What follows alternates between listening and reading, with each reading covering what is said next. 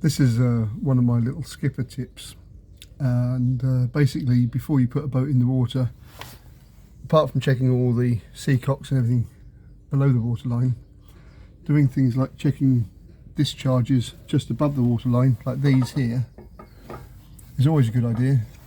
My good old dad's hammer out again. This is sort of something I do quite regularly, just stick them in like this and give them a little wiggle, make sure they're okay. And likewise put the end in here and just see if you can get any movement on it. What's interesting is I do this almost like religiously on every boat I survey. And come and have a look at this one around the other side here. So just behind me are two discharges here, just above the waterline. Obviously this is the waterline here. And again, using good old dad's hammer, put it in here, just give it a little wiggle up and down. And you can see that that one's nice and tight. Put it into this one. Ooh. Yeah. Now that is actually quite loose. As you can probably see there, I can actually rock that.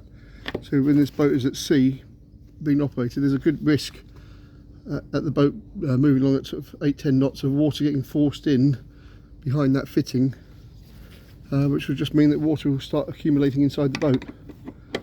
I think it's pretty obvious how loose that really is. Look. So again, have that done before we put the boat back in the water. Then you've got the other two discharges here, and again, quite often from the outside, putting the hammer in, like in this case here, put the head in, you can sometimes give it a little waggle and just make sure they're tight, you know. Quite often I've done this on boats where people have replaced seacocks and they haven't pinched them up tight enough using a plywood pad which is a bit soft. So again, when you're replacing skin fittings, it's always important that if you are using plywood pads, or in fact you can get fiberglass circles now made up, that you pinch them up properly and use the correct sealant. Had a few incidents where boats have started to leak through these because they haven't been tightened up properly. Well, I hope you find that interesting as usual. Feel free to follow my good old YouTube. Thanks for watching. Cheers.